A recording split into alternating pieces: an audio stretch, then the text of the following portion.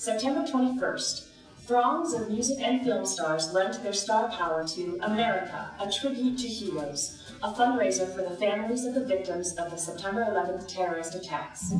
More than 150 million raised, with 89 million viewers tuning in. The show is broadcast on 31 networks and seen in 200 countries worldwide.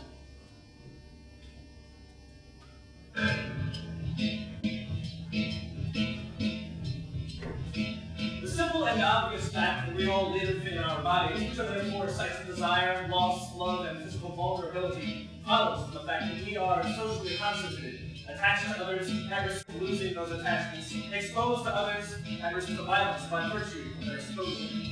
In a decade plus since the Cold War, the universe has become an increasing mobility single organism. Every barrier, the free interaction of goods, information, and people are removed. This organism relies increasingly on kind of trust, and the unsentimental expectation that people, individually and collectively, will behave more or less in their rational self-interest. The terrorists made use of that trust. They wrote flow of the world's aerial circulatory system like lethal viruses. The attackers had a dramatic effect on the people of this country. It has been difficult to deal with the trauma, to get past it, and to ask important questions.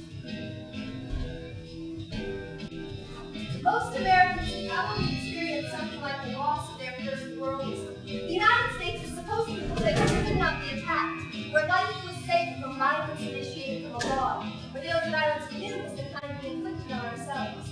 We now see our national borders more permeable than we thought. Our general response is anxiety, rage, a radical desire for security, assuring us that the borders against those perceived as alien. We feel we must vanish uninhabited. So that, for instance, President Bush announced on September 21st that we were finished grieving, and that now it is time for resolute action. When grieving is something we fear, our fears may give rise to an impulse to resolve quickly, to action in the name of action invested with the power to restore the lost, or to return the world to order, or rather, to reinvigorate the fantasy that the world formerly was orderly. If I strike back, then I am not vulnerable. Rather, the other person is. I transfer vulnerability from myself to the other. The quick move of action is a way of foreclosing grief and refusing vulnerability. So even as it comes in time to numb us to the loss we may inflict on others, it numbs us to all losses. Intact here. So it seems as if I get rid of my vulnerability and locate every other one, actually implementing the vulnerability of everyone, and I'm fighting the possibility of violence between us. The attackers have a dramatic effect on the unique country. There's violence, having been perpetrating it, and perpetrating it still.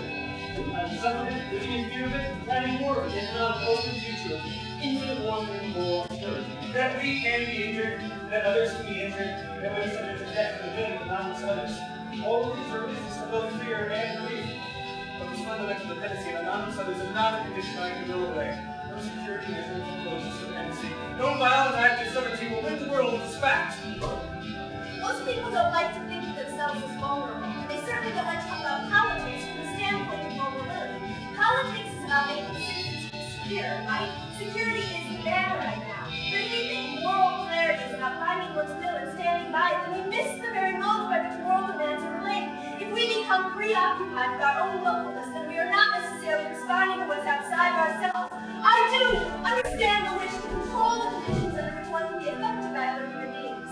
But none of us really are under control. And so generalized panic works in tandem with the shoring up of the sovereign state and suppression of civil liberties and home. Indeed, when the alert goes up, every member of the population is asked to become a foot soldier in the anti-terrorist front. We go to war because we want to do something fast. We use violence because we don't want to wait. We don't want to work confidence out. We don't want to use our mind, our intelligence, our wit. We don't want to use those capacities that in human beings especially invaluable. We claim to have gone to war in order to root out the sources of terrorism. And we think that if we find the individuals responsible for the attacks in the United States, this will constitute having gotten to the root. Can you imagine that in invading a sovereign country with a substantial Muslim population, supporting the military regime in Pakistan, and actively and violently opposes free speech, not to mention delivering thousands of lives in villages, homes, and hospitals, would not foster more adamant and widely disseminated anti-American sentiment and political thought?